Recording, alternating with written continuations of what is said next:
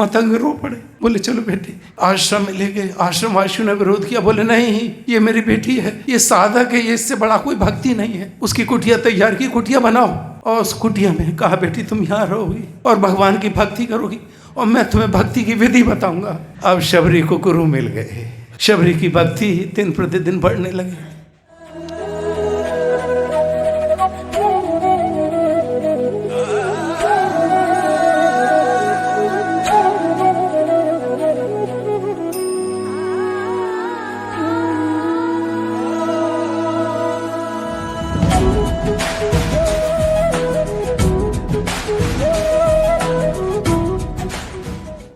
किसी भक्त ने पूछा महाराज भगवान हमें भी दिखाइए, किसी संत से मिला सकते हैं आप? उन्होंने कहा मिला सकते हैं, चलो। वो उनको नदी पे ले गए और कहा डुबकी मारो। डुबकी मारी, उन्होंने उसका सर नीचे पकड़ लिया, पानी से ऊपर उठने नहीं दिया। वो आदमी परेशान हो गया, तड़पने लगा और बड़ी मुश्किल से उसने सर उठाया अपना और महात्मा जी को गाली देने लगे। बोले तुम भगवान को दिखाने लाए हो, मुझे जान से मारने लाए हो यहाँ पर। भगवान ने मुस्कुराते हुए कहा संत जी ने जब मैं आपका सर डुबा रहा था तो आपको कैसा लग रहा था? बोले उस वक्त तो वह ये लग रहा था अब किसी तरह से प्राण बच जाएं। बोले आपने क्या किया? बोले मैंने अपनी पूरी ताकत लगा दी महाराज, वरना आप तो मुझे मार ही देते। बोले बस भगवान के लिए ऐसी तड़प चाहिए कि मैं आपके बिना रह नहीं सकता। इतनी शक्ति, इतना पागलपन। बोले जब ऐसी तड़प पैदा होती है जैसी गोप और गोपी बालाओं ने की है, बोले तो मैं उनके सामने प्रकट हो जाता। इतना प्रेम चाहिए भगवान को। भगवान के जो गोप बाल हैं उनके साथ लीला कर रहे हैं, तो जब गाय चराने भगवान जाते हैं तो वो अपने साथ में वो टोसा ले जाते हैं। कलेवा जानते हैं वो, हम जो सवेरे सवेरे बांध के अपना कि वहाँ पे खाएंगे रोटियाँ और सब्जी वगैरह लेके। तो क्या करते हैं, गाय जब चढ़ती हैं तो सब घेरा बना के बैठ जाते हैं और भगवान सब अपना खोल लेते हैं भोजन और प्रसाद लेते हैं। तो भगवान क्या करते हैं, सबके उसमें से उठा उठा के खाते हैं। भगवान तो चोर हैं, तो प्रेम में भगवान चोरी करते हैं। तो उनके जो साथी हैं वो कहते हैं अरे कान्हा तेने बहुत बुरा करो, अरे तूने हमारी चोरी रोटी खा ली। तो बोले निकाल मौते। तो वो उसके मुंह से भगवान के निकालना चाहते हैं और क्या करते हैं, वो भगवान के मुंह से निकाल लेते हैं और फिर अपने मुंह में डाल लेते हैं। और कन्हैया क्या करते हैं कि नहीं वो रोटी मेरी, और भगवान फिर उसके मुंह में हाथ डाल के उंगली डाल के और फिर खाना निकालते हैं भोजन और फिर खा लेते हैं। ब्रह्मा जी ने जब देखा तो अपना सर पकड़ के बैठ गए। बोले तुम इसे भगवान कह रहे हो? बोले नहीं ये भगवान नहीं हो सकता, किसी का झूठा मुंह में डाल के और मुंह से उंगली से निकाल के खुद खा जाए। बोले परमात्मा ऐसा तो नहीं हो सकता। तो प्रेम की जो लीला है वो ऐसी है, ब्रह्मा जैसे लोग भी मोहित हो जाते हैं। तो भगवान वो कहानी हम उसमें जाएंगे तो लंबा टाइम लग जाएगा। तो भगवान ने यह कहा कि जो साकार रूप है वही मेरा रूप है। मैं साकार हूँ, निराकार भी हूँ, लेकिन निराकार में दिक्कत ये है कि निराकार का ध्यान करते में दिक्कत होती है। भगवान ने कहा खुद, भगवान कहते हैं क्लेशो अधिकतर तेषाम अव्यक्ता असक्त चेतसाम। भगवान ने कहा अव्यक्त के ऊपर ध्यान लगाना, जो कुछ है ही नहीं और हम कल्पना करें कि भगवान है, तो बोला बड़ा मुश्किल है। तो बोले उससे क्या होता है कि उसमें बड़ा कष्ट रहता है, कभी भी ध्यान भंग हो जाता है और आप अपने समाधि से नीचे आ जाते हैं। भगवान कहते हैं निराकार की पूजा कठिन है, सबसे सरल पूजा क्या है? साकार पूजा। हमारे सामने ठाकुर जी हैं, मंदिर के अंदर विराजे हुए और आप जाके ठाकुर जी की पूजा करें। भगवान ने कहा बस तुम्हें विश्वास हो कि मैं हूं, तो मैं हूं वहां पर। कमी कहां पर है? हमारे विश्वास में। तो ठाकुर जी कहते हैं कि तुम बस मुझ पर ये विश्वास करो, जो मैं कह रहा हूं अर्जुन वह सत्य है।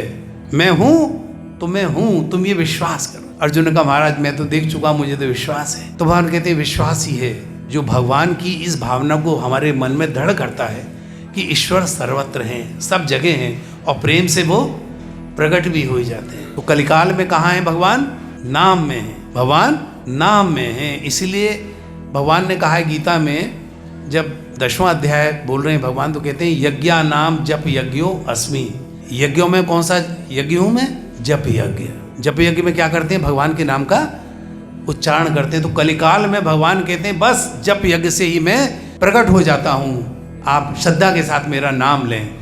हरे कृष्णा कृष्णा कृष्णा हरे हरे, हरे राम राम राम हरे हरे।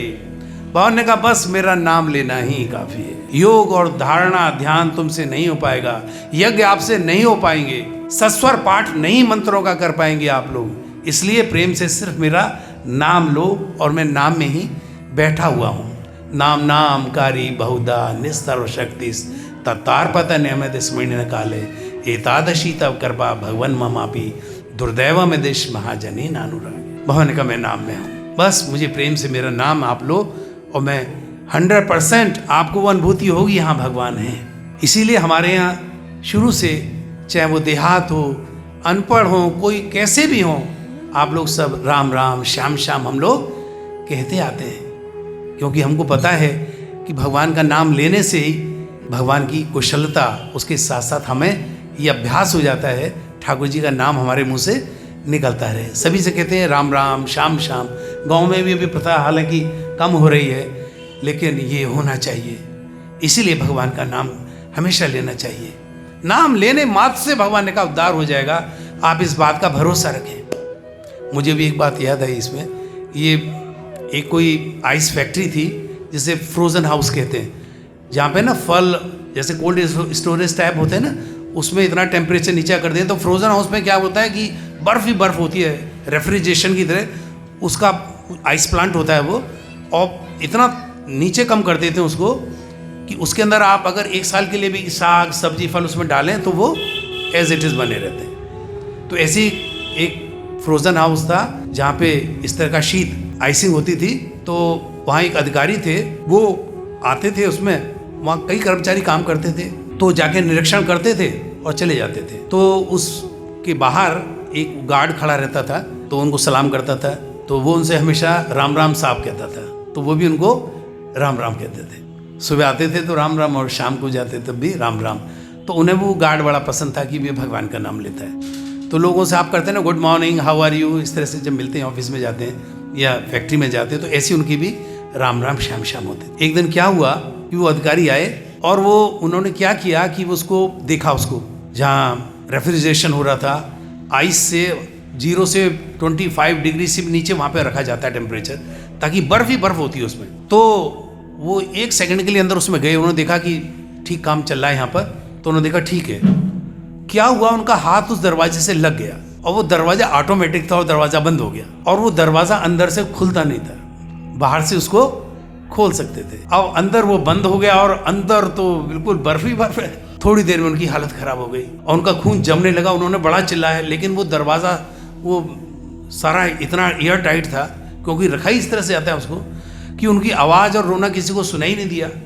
और धीरे धीरे क्या हुआ, उनकी आवाज़ निकलनी बंद हो गई और उनके पैर हाथ पैर जमने लगे और वो बेहोश होकर वहाँ गिर पड़े उसके अंदर, दरवाज़ा नहीं खोल पाए। शाम हो गई, वो गार्ड ने कहा सब लोग चले गए, लेकिन आज एक साहब से मेरी बात है, वो जो गया था वो अंदर आए नहीं, अभी यहाँ से अंदर से बाहर आए नहीं, क्योंकि जिसने सवेरे मुझे राम राम की थी उन्होंने, साहब ने आज शाम को मेरे कहा से निकले नहीं, क्योंकि उनसे मेरी राम राम नहीं हुई।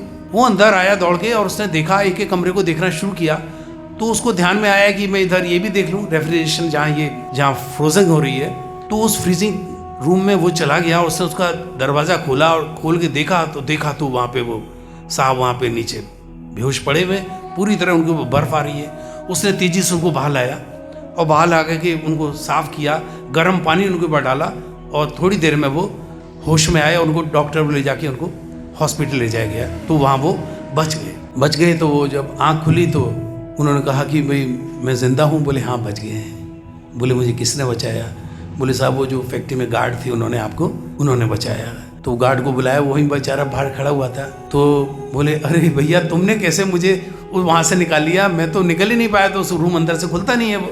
बोले सर सवेरे आपकी मेरी राम राम हुई थी, शाम को आपकी मेरी राम राम नहीं हुई तो मैं बेचैन हो गया कि जिन साहब से मेरी रोज़ शाम को बेचैनी होती थी, रोज़ राम राम होती थी, आज साहब की राम राम नहीं हुई है तो अंदर ही होंगे। तो बोले महाराज मैं आपको ढूंढता रहा सिर्फ राम राम के लिए, और देखा तो आप मुझे अंदर मिले। बोले तुमने मेरा जीवन बचा लिया। बोले नहीं महाराज, भगवान राम ने बचाया है आपको, आप मुझसे रोज राम राम करते थे इसलिए मुझे अंदर जाना पड़ा।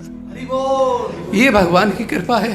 तो भगवान का नाम लेने मात्र से लोगों का जीवन बच जाता है। ये इतना शुभ है। हमारे यहाँ पे हमारे जो पूर्वज हैं वो बेचारे विद्वान नहीं थे, लेकिन राम राम करते थे, शाम शाम करते थे, हरे कृष्णा जय श्री कृष्णा। इसलिए भगवान का नाम अवश्य लेना चाहिए। हरे कृष्णा कृष्णा कृष्णा हरे हरे, हरे राम राम राम हरे हरे।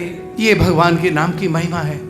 हमेशा हम किसी भी हाल में हों, लेकिन भगवान के नाम का सदैव उच्चारण होना चाहिए।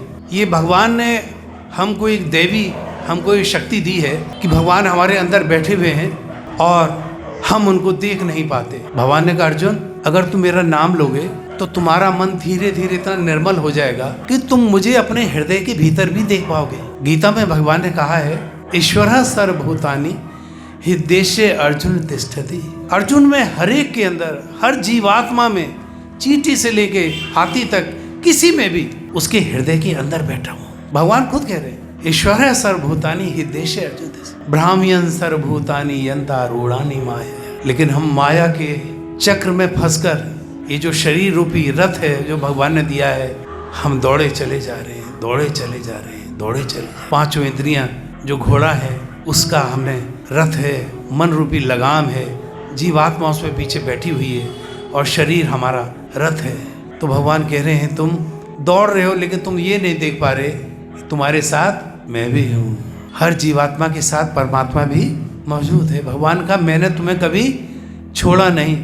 तुम मुझे मानो या मत मानो, तुम मुझे भूल जाओ, कोई बात नहीं, लेकिन मैं तुम्हें कभी छोड़ता नहीं। ठाकुर जी हमें कभी छोड़ते नहीं, कुछ भी हो जाए। भगवान कहते मैं तुम्हें कभी छोड़ता नहीं। और जो मेरी याद करते हैं उनका तो सवाल ही पैदा नहीं होता, उनका तो प्रश्न ही नहीं होता। जो मुझे चाहते हैं उनका तो मैं दीवाना हूँ, गोपियों की तरह, गोप बालाओं की तरह, और उन भक्तों की तरह जो ठाकुर जी को चाहते हैं। जिस देश में, जिस वेश में, जिस हाल में रहो, राधा रमन राधा रमन राधा रमन का। हमेशा जो भगवान का नाम लेते हैं, भगवान ने कहा उनका योग क्षेम मैं स्वयं देखता हूँ। आप हमेशा मुझ पे भरोसा रखना।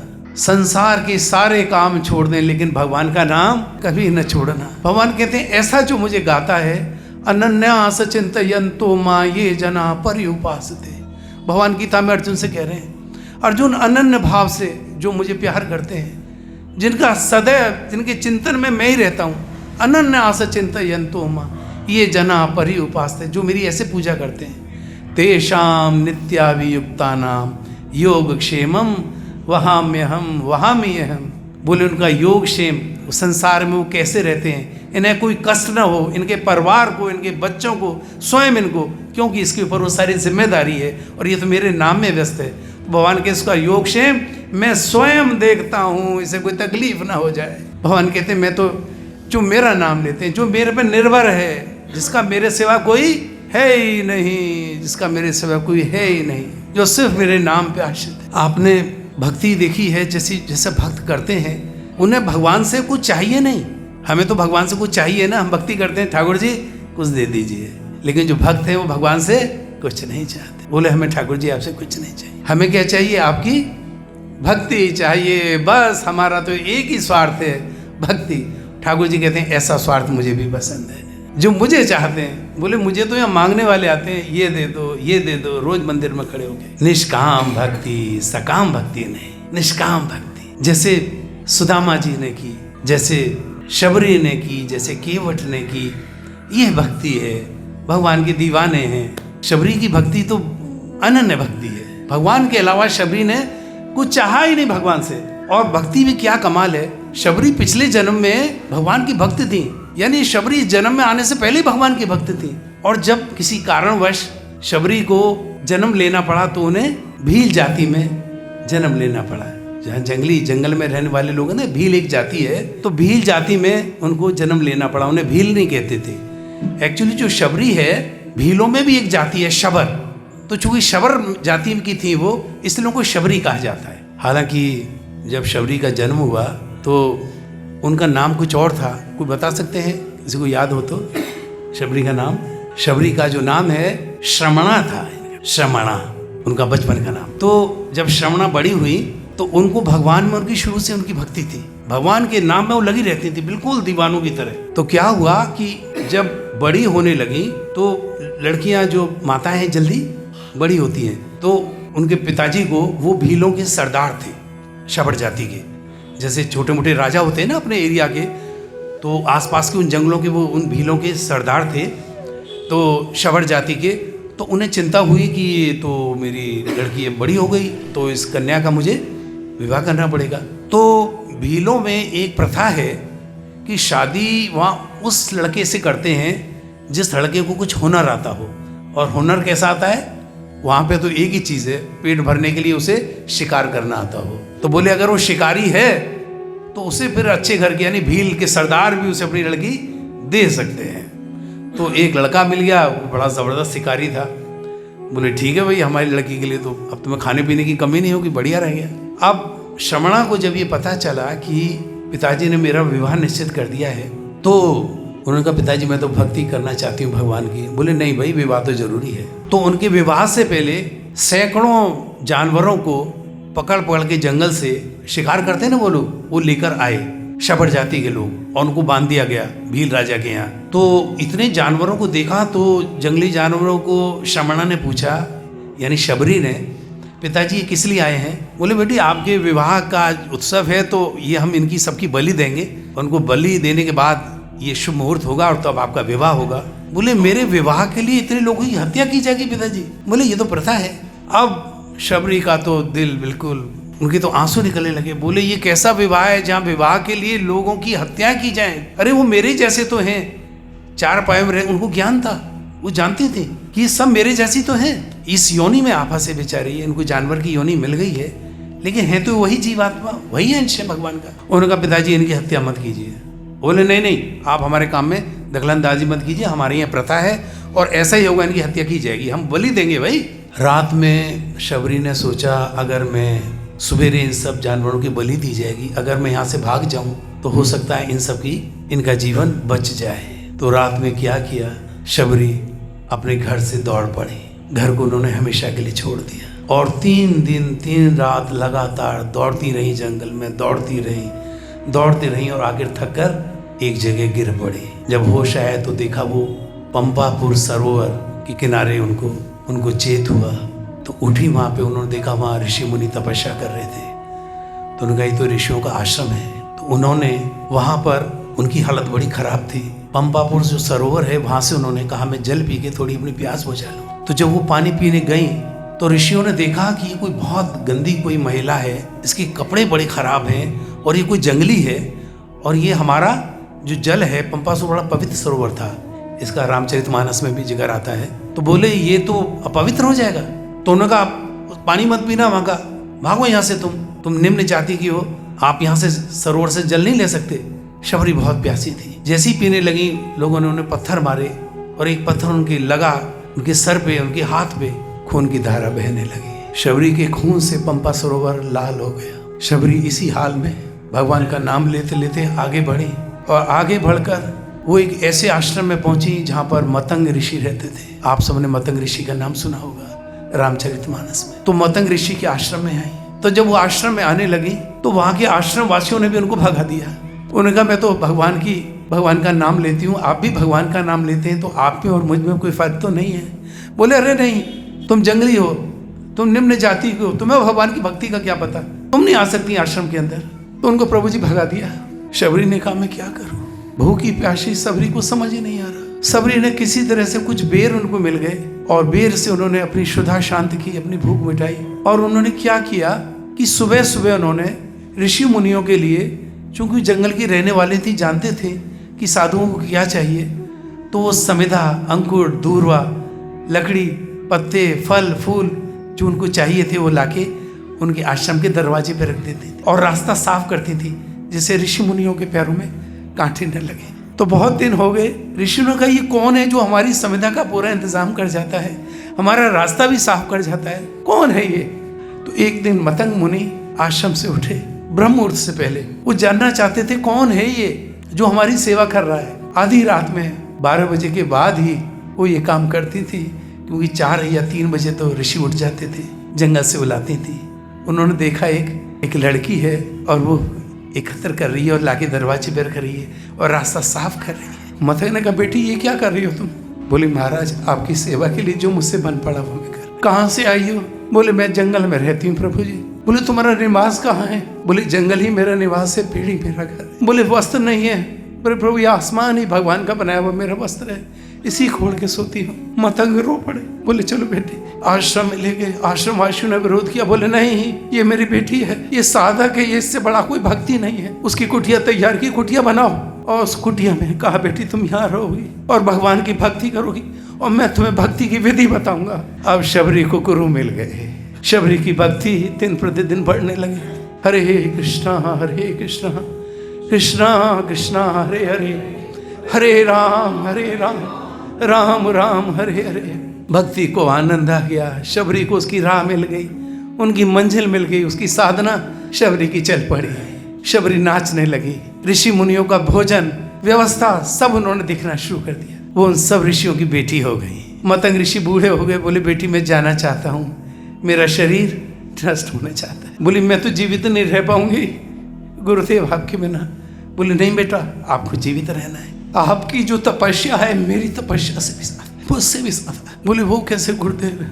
बोले बेटा अनंत जन्मों की साधना है, तुम यहाँ से कहीं नहीं जाओगे। त्रेता युग में भगवान का अवतार हो रहा है, राम अवतार। राम आएंगे, तुम्हें उनका दर्शन होगा। राम तुम्हें दर्शन देने आएंगे। मेरा तुम्हें आशीर्वाद है। मतंग ऋषि चले गए। गुरु का आदेश मान के शबरी भगवान राम के ध्यान में डूब गई और भगवान का इंतजार कर रही हैं। कब आएंगे मेरे राम, कब आएंगे मेरे राम, कब आएंगे मेरे राम। तो ये जो शबरी है ये भगवान के लिए जीवित है, सिर्फ गुरुदेव का आदेश है, इसलिए उन्होंने अपने शरीर को धारण किया हुआ है और राम का इंतजार हो रहा है। शबरी रोज रास्ते को साफ कर रही है, रोज उसको बहार रही है और आखिर भगवान का आगमन होता है। भगवान की लीला है। वनवासी राम आ रहे हैं और जब भगवान पंपापुर पधारे, पंपा सरोवर पे, तो ऋषियों ने उनके पैर पकड़ लिए, सब लेट गए। हे राम हे राम, राजा राम आ गए, भगवान राम आ गए। ऋषिगण रो रहे हैं, राजा राम आ गए। भगवान राम ने कहा ऋषिवर ये सामने कैसा सरोवर है? बोले महाराज जी बड़ा पवित्र है, बहुत बड़े बड़े ऋषियों ने इसके सामने यहाँ तपस्या की है, इसलिए इस आश्रम में हम भी तपस्या करते हैं। भगवान ने कहा इसका रंग कैसा है? बोले महाराज इसका रंग काला लाल हो गया है, लाला और काल। बोले क्यों? बोले महाराज पता नहीं, एक भेलनी आई थी प्रभु जी, उसके सर पे पत्थर लग गया और उसका खून जिस दिन इसके अंदर रुधिर गिरा है उस दिन से ये लाल हो गया। हमने सारे समुद्र, सारी पवित्र नदियों के इसमें जल डाल दिए, लेकिन ये लाल से सफेद नहीं हो पाया महाराज। आज आप आ गए हैं तो प्रभु अपना जल, अपने पैर आज प्रभु आज स्पर्श कर दीजिए। आपका पैरों का स्पर्श पाके आज पंपा सरोवर का जल भी सफ़ेद हो जाएगा, लाल से सफ़ेद हो जाएगा। ये आज तक नहीं हो पाया प्रभु। भगवान ने कहा अच्छा ठीक है भैया। भगवान गए और भगवान ने अपने पैर उसमें डाले, लेकिन पंपा सरोवर का जल लाल से सफ़ेद नहीं हुआ। ऋषियों ने बड़े बड़े मंत्र पढ़े, भगवान की प्रदक्षिणा की, कहा प्रभु जी एक बार फिर डालिए। भगवान ने पुनः पैर डाला, भगवान घुटने तक चले गए, लेकिन पंपा सरोवर का जल लाल से सफ़ेद नहीं हुआ। भगवान ने कहा शबरी को बुलाओ। लोग दौड़े और शबरी के पास बोले और सगरी से कहा साकेत से राम का आगमन हुआ। साकेत तो आप जानते हैं ना, अयोध्या का प्राचीन नाम साकेत है। शबरी जानते थे। बोले साकेत से मेरे राम आए। शबरी दौड़ पड़ी और भगवान को देख के दूर से लेट गई। भगवान ने कहा शबरी आ जाओ। बोले नहीं महाराज मैं आपको छू नहीं सकती, मैं इस लायक नहीं हूँ। भगवान गए और आलिंगन कर दिया। तुमसे बड़ा तो मेरा कोई भक्ति नहीं। शबरी बस इस जल को और छू लो। शबरी ने जाके जब पहुंची तो शबरी के पैर की धूल उड़ी और धूल उसके अंदर सरोवर में गिर पड़ी और शबरी के पैर की धूल से सरोवर शुद्ध साफ हो गया, अमृत गंगा जैसा पावन और निर्मल। ये भक्त की महानता है। तो भक्त जो है भगवान से बड़े, इसलिए कहा जाता है दासानुदास। भगवान ने कहा मैं तो दासों के दास का भी दास हूँ, जो प्रेम करते हैं। मेरे भक्तों की महिमा भारी है। ऋषियों ने कहा महाराज आज हमें पता चला भक्ति क्या होती है। इसीलिए भक्ति जो है शबरी ने बताया भक्ति क्या चीज है। ऋषि मुनियों ने हाथ जोड़े, बोले भक्ति। तो शबरी ने की हमने तो वृथा ही अपना जीवन इसमें व्यर्थ किया। जंगलों में जैसे बंदर कूदते हैं ना, लेकिन कामी होते हैं। बोले हम भी शबरी ऐसे ही हैं, जंगल में वलकल वस्त्र पहन के आ गए और भगवान का नाम लेने लगे। लेकिन भक्ति तो आपने की है, भक्त तो आप हैं। भगवान ने कहा मेरे घर चलो। शबरी ने कहा प्रभु मेरी कुटिया में पधारो। राम ने कहा मैं आया ही आपसे मिलने हूँ, मैं आपसे ही मिलने आया शबरी, चलो। सारे ऋषि पीछे पीछे, सबसे आगे शबरी, और भगवान राम लक्ष्मण दोनों भाई शबरी के साथ जा रहे हैं। शबरी अपनी कुटिया में लाई, और जब कुटिया में आई तो देखा कुटिया पे रास्ता सारा फूलों से भरा हुआ है। बोले प्रभु पावन कर दीजिए इस कुटिया को। शबरी की कुटिया में भगवान पहुंचे भक्त के, और जब अंदर पहुंचे तो उसने जो अपने हाथ से आसन बनाया हुआ था उस आसन पर भगवान को बिठाला। बोले महाराज बैठिए मेरे प्रभु। भगवान बैठे, और भगवान के लिए शबरी क्या लाई सब लोग जानते हैं, जूठे बेर लाई, और भगवान के सामने वो रख दिए। बोले ठाकुर जी आज तक आप मुझसे भोग लगाते थे ना, आज मेरे सामने बैठ के भोग लगाइए। मैं जानती हूँ आपने रोज मेरा भोजन, मेरा प्रसाद ग्रहण किया है। भगवान ने जूठे बेरों को, बोले शबरी ये था ना, ये आपने खाया था? बोले हाँ महाराज। भगवान ने उठाया। लक्ष्मण तंग रह गए, महाराज जी क्या कर रहे हैं आप? लक्ष्मण शेषनाग अनंत शेष का अवतार है, और भगवान ने उसको शबरी के सामने उस बेर को खाया। बोले हा शबरी ऐसा बेर तो मैंने आज तक खाया ही नहीं, ऐसे प्रसाद का आनंद तो मुझे आज तक मिला ही नहीं, क्योंकि तेरे जैसा भक्ति नहीं मिला मुझे। भगवान जूठे बेर जितने भी हैं उनको उठा उठा के खाते जाते हैं, खाते जा रहे हैं।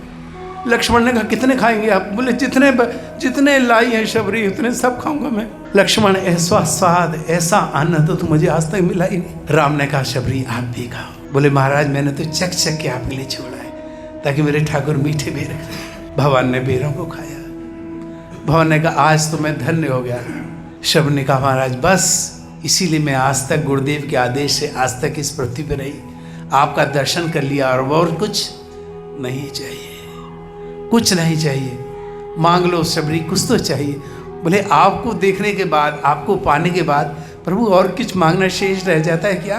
कुछ नहीं महाराज, बस आप चाहिए। आपका दर्शन हो गया, मैं मुक्त हो गई इस शरीर में। भगवान ने कहा ठीक है। फिर भगवान ने शबरी को नवदा भक्ति का उपदेश दिया है, और नवदा भक्ति का उपदेश सुनने के बाद शबरी ने कहा कि महाराज अब मैं इस देह का त्याग करना चाहता हूं। भक्ति का जो पथ था वो मैंने चुना था, और आज मेरा पथ पूर्ण हो गया।